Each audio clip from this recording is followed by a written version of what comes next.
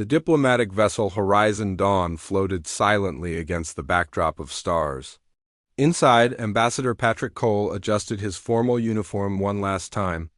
Today would mark humanity's first official meeting with the Vraxian Hive, an insectoid species that controlled 3 nearby star systems. "Are you ready, sir?" asked Lisa Warren, the communications officer. Her voice betrayed a hint of nervousness. Patrick nodded. At 56, he had led first contact missions with 4 other alien species. All had resulted in peaceful agreements. He had no reason to think today would be different. "Remember everyone?" he addressed the 12-person diplomatic team gathered. "In the briefing room, speak clearly and maintain calm body language. Our translator should handle the verbal communication, but aliens often read more into our postures than our words." The team boarded the shuttle that would take them to the massive Vraxian ship. The alien vessel resembled a giant honeycomb structure, stretching nearly a mile long. As they approached, sections of the exterior pulsed with soft blue light. "They're beautiful," whispered Daniel Green, the team's xenobiologist. "The light patterns might be some form of communication." Lisa nodded, recording the patterns with her equipment. "I'll run them through our systems, but the patterns don't match any communication formats we've seen before." The shuttle docked smoothly in a bay that seemed designed specifically for human vessels. Despite this being their first official meeting, Patrick found this curious but not alarming. The Vraxians had been observing humanity for some time, just as humans had been studying them from a distance. The diplomatic team stepped into a large chamber with high ceilings. The air smelled faintly of cinnamon and ozone. 6 Vraxian guards stood at attention around the room. They stood on 2 legs but had 4 additional limbs extending from their torsos. Their bodies were covered in a hard chitinous material that gleamed like polished amber. "They look like giant ants crossed with praying mantises," Daniel whispered, his scientific curiosity overwhelming his diplomatic training. Before Patrick could respond, a portion of the wall slid open.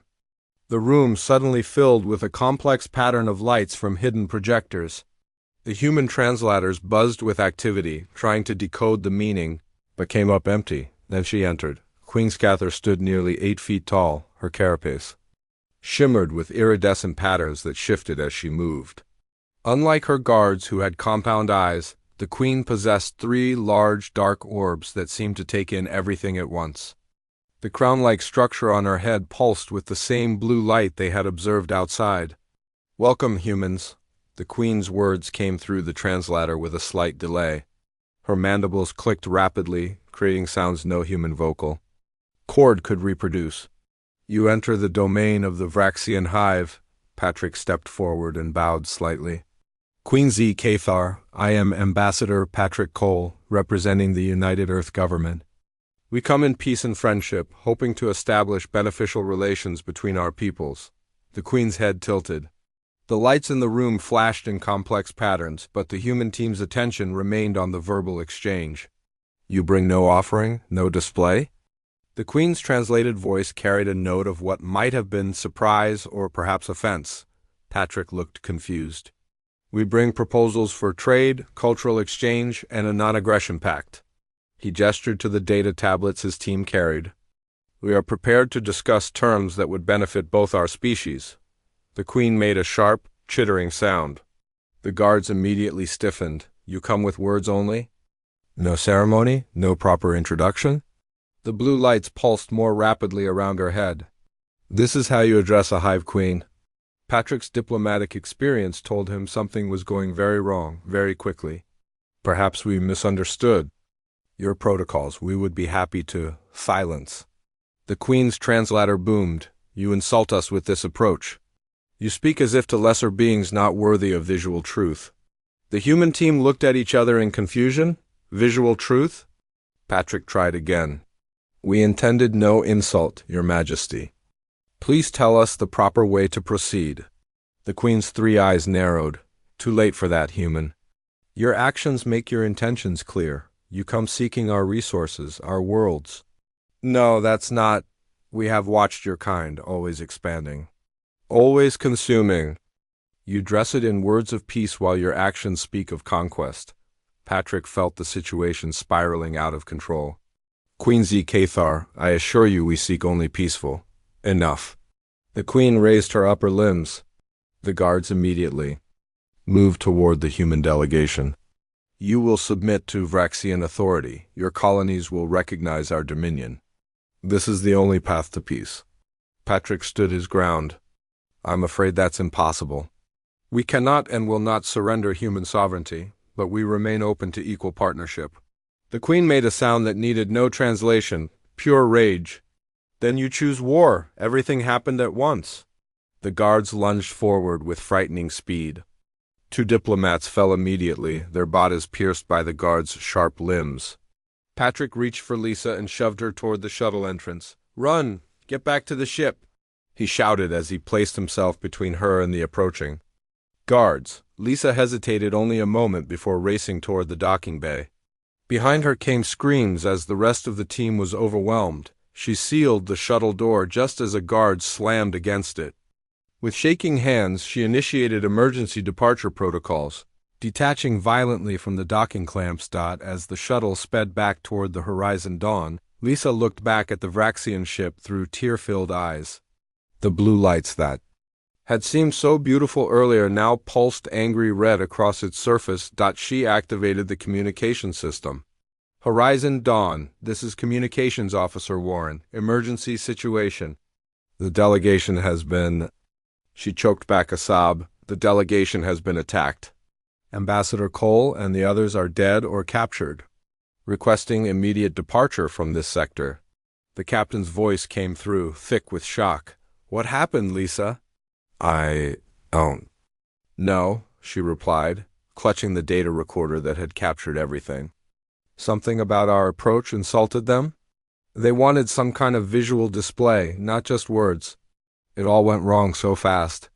As the shuttle docked with the Horizon Dawn, Lisa transferred the recording of the failed first contact. The images would soon reach Earth, showing how a diplomatic mission turned into a massacre in minutes, within hours.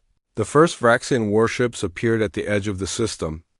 The war had begun on Earth. Military leaders watched the recording of the diplomatic disaster over and over, trying to understand what had gone wrong. None of them paid attention to the patterns of light that had filled the meeting chamber. None of them realized that in Vraxian culture, those patterns carried as much meaning as the spoken words. None of them yet knew that somewhere a young student would eventually see what everyone else had missed. 6 months into the war with the Vraxians, humanity was losing badly. Earth's military forces had fought bravely, but the Vraxian swarms seemed endless. 3 human colony planets had already fallen. The alien hive ships moved with a collective intelligence that made them nearly impossible to outmaneuver. Admiral Susan Grant stared at the holographic display in the war room beneath Denver. Red markers showed another human outpost had gone silent overnight. She rubbed her tired eyes and turned to face the gathered military leaders. We need new approaches, she said firmly. Our current strategies aren't working. Colonel Alan Peterson snorted. With all due respect, Admiral, what we need are more ships and bigger guns. The bugs outnumber us 5-1. Susan shook her head. We've tried brute force. The Vraxians simply adapt and send more troops. There must be something we're missing. She turned to Dr. Olivia Reed, head of the Xenobiology Division. Any progress?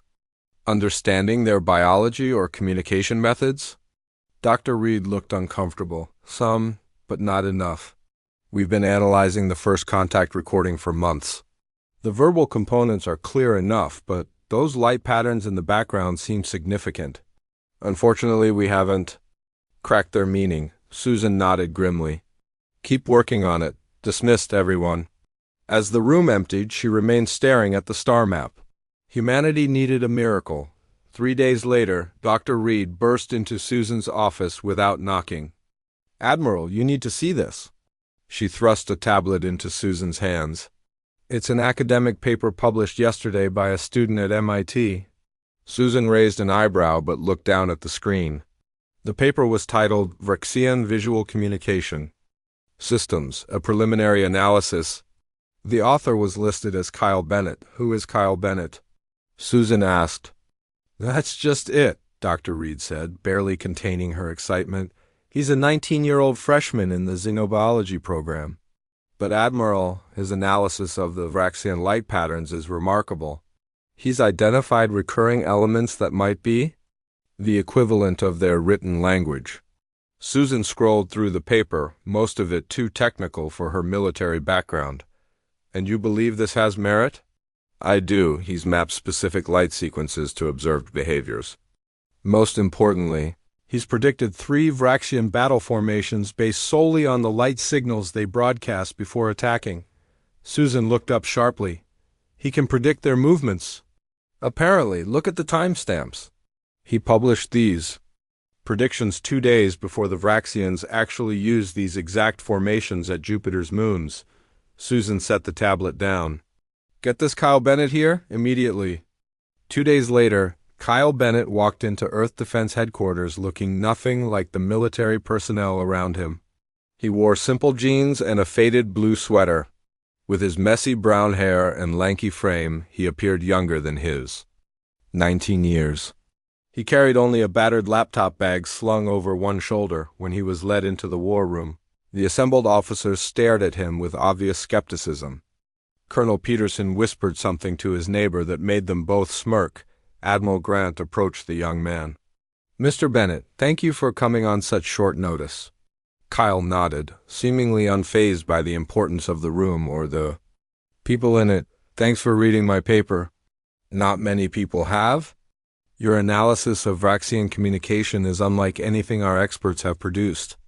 I'd like you to explain your theory to everyone here. Kyle looked around at the stern military faces and shrugged. Sure, he pulled out his laptop and connected it to the room's display system. The screen showed a series of light patterns recorded during the first contact meeting. So here's the thing, he began casually, as if talking to classmates rather than Earth's top military brass. We've been thinking about Vraxian communication all wrong. We focus on their verbal sounds because that's how we primarily communicate. But for them, these light patterns are the main event.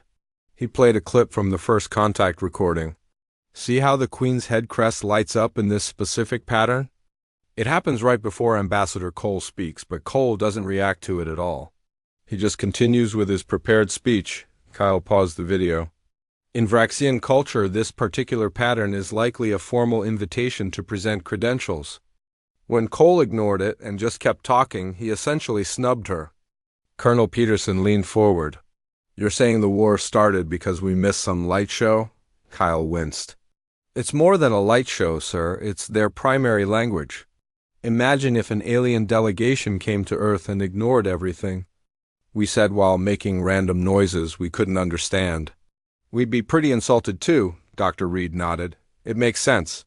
Different species, different primary communication methods? Kyle continued, showing more patterns. I've identified approximately 50 distinct visual phrases so far. The Vraxians use these not just for communication but for their military coordination too. He clicked to a new slide. These 3 patterns appeared before the attacks on our bases at Europa, Ganymede, and Callisto. Each pattern corresponds to a specific attack formation. Admiral Grant studied the patterns. And you published this prediction before the attacks occurred? Yes, I was monitoring their signals from public telescope feeds. When I saw these patterns, I recognized them from earlier battles. It seemed important to document it. The room fell silent as the implications sunk in. Finally, Admiral Grant spoke. Mr. Bennett, what do you propose we do with this information? Kyle took a deep breath. I think we need to talk to them. But properly this time, using their visual language. Laughter erupted from several officers.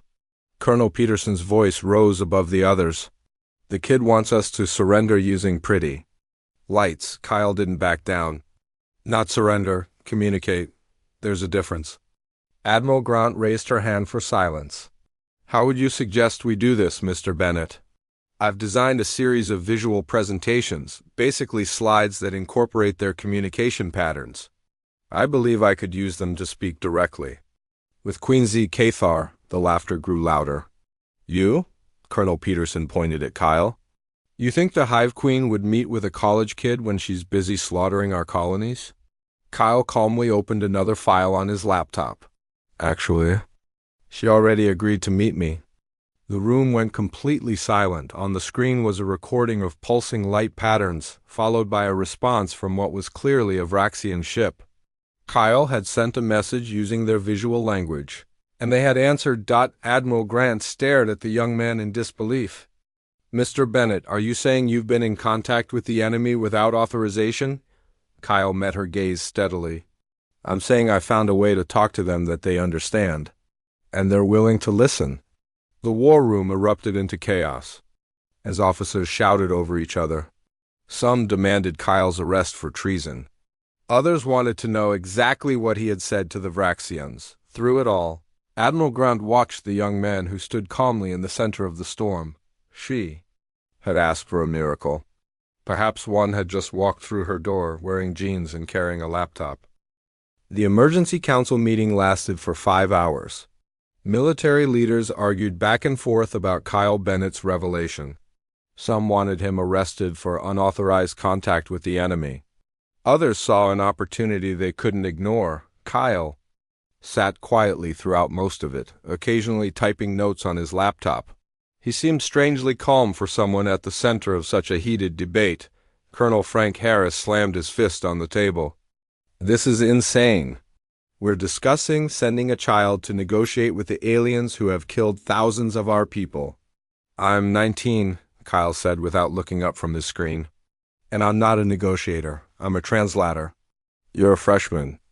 Who should be at frat parties, not deciding the fate of humanity? Harris shot back. Admiral Grant raised her hand. Enough, Mr. Bennett. Please explain again exactly what message you sent to the Vraxians and what their response meant. Kyle stood up and connected his laptop to the main display. I sent this pattern. The screen showed a complex series of blue and green pulses. In their language, it's a formal request for audience with the Queen, sent from a non-threatening entity seeking knowledge. Dr. Reed leaned forward. How can you be sure that's what it means? I've cross-referenced every recording we have of Vraxian communications. This pattern appears consistently before peaceful information exchanges between their own subhives. And their response? Admiral Grant asked. Kyle showed another sequence, this one predominantly amber with flashes of blue. This translates roughly as acceptance from a superior to an acknowledged lesser being. Basically, she's agreeing to meet me because I'm not a threat. General Steve Porter, who had been quiet until now, spoke up. So you're saying the Queen will meet with you because you're just a kid? She sees you as harmless? Kyle shrugged. I think she sees me as a student, which I am. In their hierarchy, students have a special status. They're allowed to ask questions that would be inappropriate from equals. Convenient, Colonel Harris muttered. What exactly do you propose to say to Queasy Cathar? Admiral Grant asked, ignoring Harris. Kyle opened another file. I've prepared a 4-slide presentation. Several officers chuckled at this, but Kyle continued undeterred. Each slide communicates in their visual language, with patterns that convey specific meanings. He displayed the first slide. It showed complex patterns of light against a dark background. This is their formal greeting to royalty. It acknowledges the Queen's status while establishing my role as a knowledge seeker. The second slide appeared, showing the first contact meeting from 6 months ago, but overlaid with light patterns. This acknowledges what happened, but from their perspective. It shows I understand why they were offended by our approach. You're apologizing for them killing our people? Colonel Harris interrupted. No, I'm acknowledging a cultural misunderstanding. There's a difference.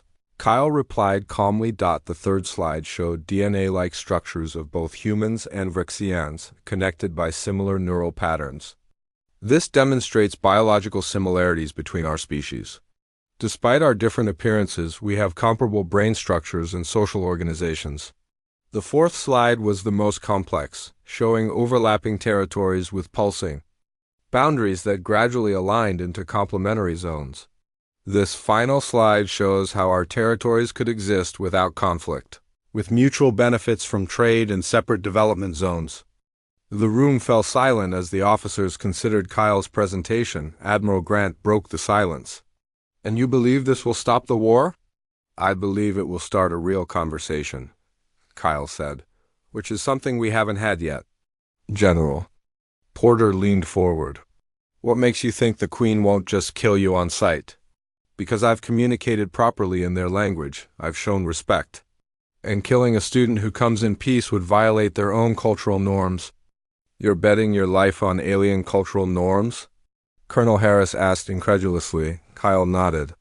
"Yes, just like our diplomats do every day." Admiral Grant stood up. "I need to discuss this with the Security Council." "Everyone except Dr. Reed and Mr. Bennett, you're dismissed." As the room emptied, Kyle returned to his laptop, seemingly unfazed by the tension around him. 2 hours later, Kyle sat alone in a small conference room when Admiral Grant entered with Dr. Reed.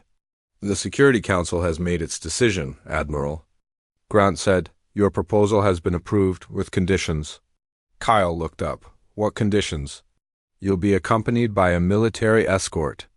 You'll wear communication devices so we can monitor everything. And you'll carry an emergency beacon for extraction if things go wrong." Kyle nodded. "That seems reasonable." "We're also sending a battle group to the meeting location. They'll remain at a distance but ready to intervene." "The Vraxians will detect them," Kyle warned. "Probably, but they'll also understand why they're there." Admiral Grant sat down across from Kyle. "There's one more thing. The Council wants to know why you're doing this. What's your motivation, Mr. Bennett?" Kyle was quiet for a moment. "My older brother was stationed on Europa when the Vraxians attacked. He didn't make it." Dr. Reed gasped softly, but Admiral Grant's expression remained neutral. "So this is about revenge?" she asked. Kyle shook his head. "No, it's about making sure no one else loses their family to a war that started because we couldn't understand each other." He closed his laptop. "When do we leave?" "Tomorrow morning. The meeting is set for neutral space aboard an automated station in the Kuiper Belt. We've already received confirmation from the Vraxian fleet." Admiral Grant stood up. "Get some rest, Mr. Bennett. Tomorrow might be the most important day in human history." As Kyle packed up his things, Colonel Harris entered the room. He stared at Kyle for a long moment. "The military escort. That's my team," he said coldly. "And let me make something clear, kid. I think this whole plan is suicidal nonsense. But if you do anything that puts my people at risk, I'll shoot you myself before the bugs get a chance. Understood?" Kyle met his gaze evenly. "Perfectly, Colonel. But maybe keep an open mind. You might learn something tomorrow." Harris snorted and left the room. Dr. Reed approached Kyle with concern. "Don't mind him. He's lost a lot of people in this war." "We all have," Kyle replied quietly. "That's why this has to work." As he left the building, Kyle looked up at the night sky. Somewhere out there, a Hive queen was preparing to meet a human student. Neither species had any idea how much was about to change. The neutral space station hung silently against the blackness of space. It was an old automated research platform, abandoned years ago when the war began. Now it served as the unlikely setting for a meeting that could determine the fate of two species. Kyle Bennett sat alone in the shuttle as it approached the station. He wore simple civilian clothes, jeans, a gray button-up shirt, and sneakers. Nothing like the formal diplomatic uniforms worn during the first contact disaster. Colonel Harris and his team of 6 Marines sat in full combat armor at the back of the shuttle. They had barely spoken during the 3-day journey from Earth. "Final approach to docking bay," announced the pilot. "Sensors detect one Vraxian vessel already docked on the opposite side." Kyle nodded and checked his tablet one last time. His presentation was ready. He had practiced it hundreds of times during the journey. Colonel Harris moved to sit across from Kyle. "Listen, kid. When we dock, my team goes in first. We secure the meeting room, then you enter. You stay behind us at all times. If anything feels wrong, you hit that emergency button." He pointed to the small device on Kyle's wrist. Got it, Kyle said. "But Colonel, when we enter the meeting room, I need to be the first one the Queen sees." "It's important in their culture," Harris frowned. "Not happening." My team can enter first and secure the room, Kyle interrupted. But when the Queen arrives, I need to step forward, alone, or this won't work. They stared at each other for a long moment before Harris finally nodded. Fine, but my rifle will be aimed at her head the entire time. The shuttle docked with a gentle bump. Harris and his team moved efficiently, checking their weapons before cycling through the airlock. Kyle followed behind them, his tablet clutched. Against his chest, the station was cold and dimly lit. Emergency lights cast long shadows as they moved through empty corridors. Their footsteps echoed in the silence. They reached the designated meeting room. Once a large observation deck with windows that looked out into space. Harris deployed his team at strategic positions around the room. Clear, he finally said. Now we wait. They didn't wait long. Within minutes, a soft hissing sound came from the opposite entrance. The door slid open to reveal 4 Vraxian guards. They entered slowly, their insect-like bodies moving with an eerie grace. Each stood, nearly 7 feet tall, with chitinous exoskeletons that gleamed in the low light. Harris and his team raised their weapons.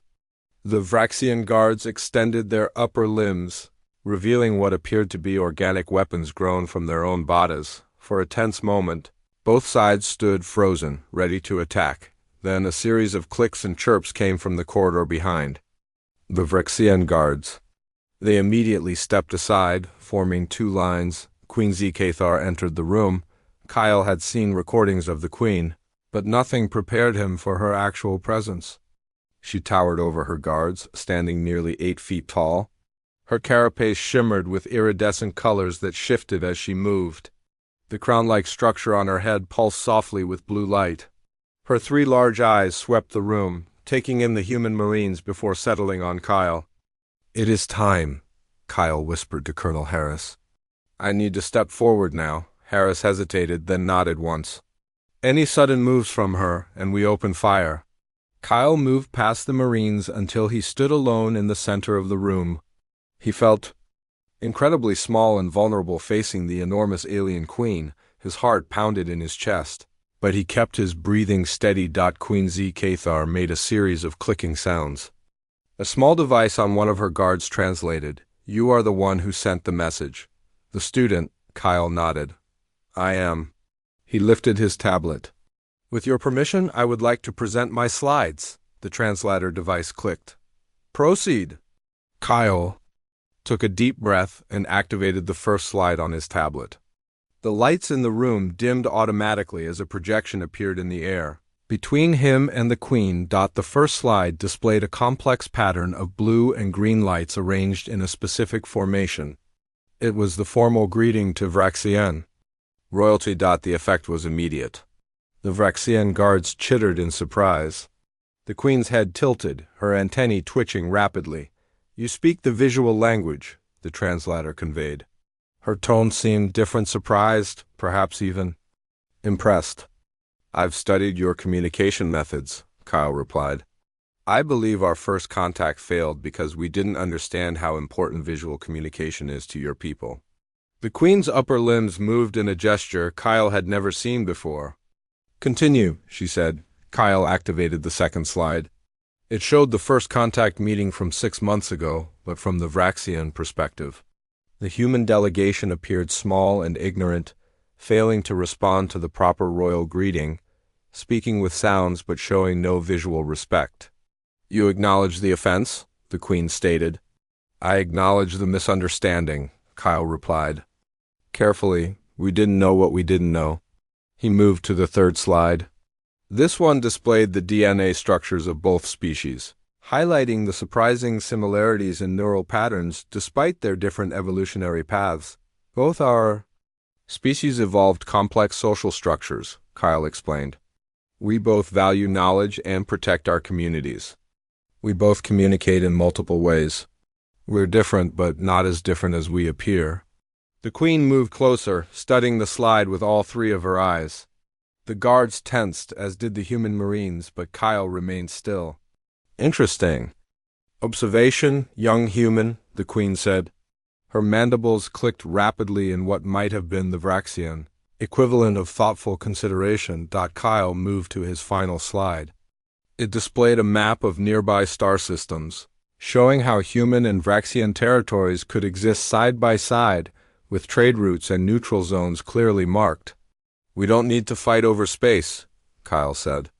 "There's enough for both our species to thrive without conflict." As the fourth slide completed its animation, something remarkable happened. The aggressive posture of the queen, her raised limbs and forward-leaning stance gradually relaxed. Her antennae, previously rigid with tension, now moved in a gentle, waving motion that her guards clearly recognized as significant. Colonel Harris noticed the change too. "What's happening?" he whispered into his cum. "I don't know," Kyle replied softly, "but I think it's working." QueenDone's translator clicked in word. "Your slides show understanding we did not expect from humans. You have learned our ways quickly, young one." "I'm a student," Kyle said simply. "Learning is what I do." The queen made a sound that needed no translation, something between a laugh and a chirp. "Perhaps," she said, "we judged your species too quickly. Perhaps there is more to learn about humans." She turned to her guards and made a series of rapid clicks. They immediately lowered their weapons. Colonel Harris watched in disbelief. "Kid," he said into his cum, "whatever you did, keep doing it." Kyle took a deep breath and ventured a question. "QueenDone, would you be willing to discuss a ceasefire while our peoples learn more about each other?" The queen's eyes fixed on Kyle with an intensity that made him want to step back. But he held his ground. "A human child," she said, "shows more wisdom than your elder warriors." Her head crest pulsed with new colors. "Yes, student Kyle Bennett. We will discuss peace." 3 days after the meeting at the space station, Earth received the news. The Vraxian fleet had ceased all attacks. A formal ceasefire was in effect while detailed peace terms were discussed. No one was more surprised than Colonel Frank Harris. He stood at the back of the briefing room on Earth as Kyle Bennett explained what had happened after that fourth slide. "The Queen agreed to stop fighting because she recognized we weren't deliberately insulting her people," Kyle said to the assembled military and government leaders. "Once she understood that our communication failure was an honest mistake, not an intentional slight, everything changed." Admiral Grant nodded. "And you're certain she's sincere? This isn't some trick to buy time for a bigger attack?" "I'm certain," Kyle replied. In Vraxian culture, changing light patterns on the Queen's crest are impossible to fake. It would be like trying to lie while your actual thoughts appeared in writing above your head. When her pattern shifted during our meeting, her guards were as surprised as we were. President William Carter leaned forward. "Mr. Bennett, you've accomplished what our best diplomats and military strategies couldn't. How do we proceed from here?" Kyle opened his tablet. "The Queen has assigned 3 of her communication specialists to work with me on developing a comprehensive translation system. We'll need a team of linguists and programmers on our side." Dr. Reed raised her hand. "I've already assembled a team. We can begin immediately." "Good," President Carter said. "What else?" "The Queen has requested a formal peace ceremony in 1 month," Kyle continued. "It needs to happen on neutral ground with both visual and verbal elements. I've outlined what that would entail." He sent a file to everyone in the room. The document detailed an elaborate ceremony combining human, diplomatic traditions with Vraxian visual rituals. As the meeting continued, Colonel Harris watched Kyle with newfound respect. The kid he had dismissed as naive had somehow stopped an interstellar war with a 4-slide presentation. The next few weeks were a whirlwind of activity. Kyle worked 18-hour days with both human and Vraxian specialists, developing a translation system that could convert speech to visual patterns and vice versa. The work was exhausting but exhilarating. One evening, as Kyle was about to leave the lab, Colonel Harris appeared at the door. "Got a minute, Bennett?" he asked. Kyle nodded, surprised. The colonel had avoided him since their return to Earth. Harris awkwardly held out a small box. "I wanted to give you this. It belonged to my brother. He was on the first diplomatic mission." Kyle opened the box to find a simple silver pen. He believed in communication more than conflict. Harris continued. Said the right words at the right time could prevent wars. Guess he was right, even if it turned out to be the right pictures instead of words. Thank you, Kyle said genuinely. Moved. This means a lot, Harris nodded stiffly. Just don't let it go to your head. You're still a kid who got lucky. Kyle smiled. Of course, Colonel.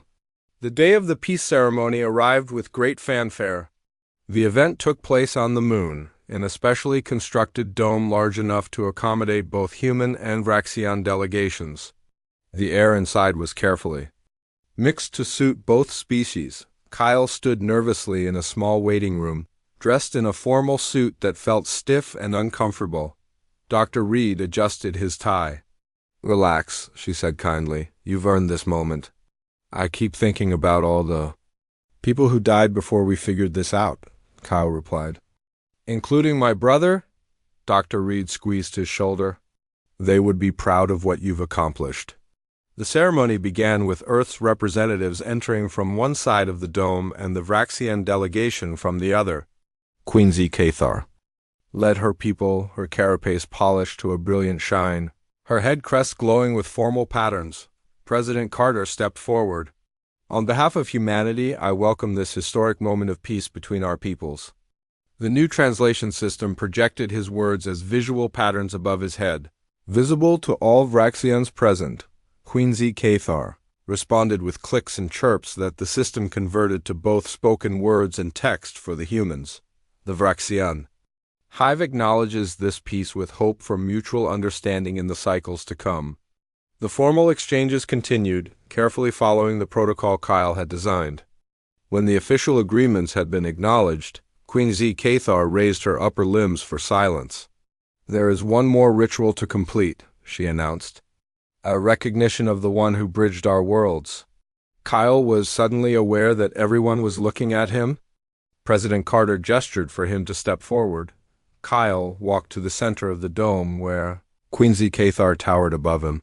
He had been told there would be some kind of honor bestowed, but the details had been kept secret. The Queen's body. Language shifted to a formal pose he had never seen before. The Vraxians in attendance made sounds of surprise and what might have been awe. Student Kyle Bennett, the Queen said, you have shown wisdom beyond your years and courage beyond your size.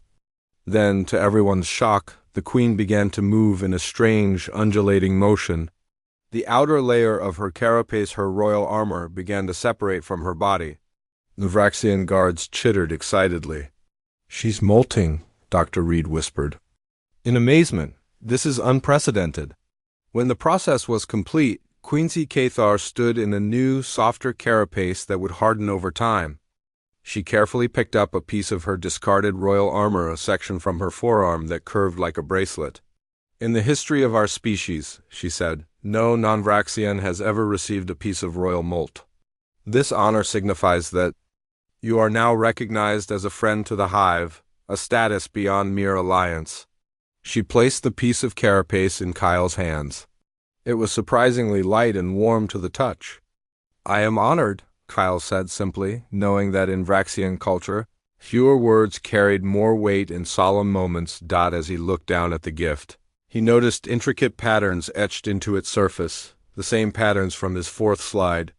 Showing human and Vraxian territories existing in harmony, the war that had claimed thousands of lives, including his brother's, was officially over.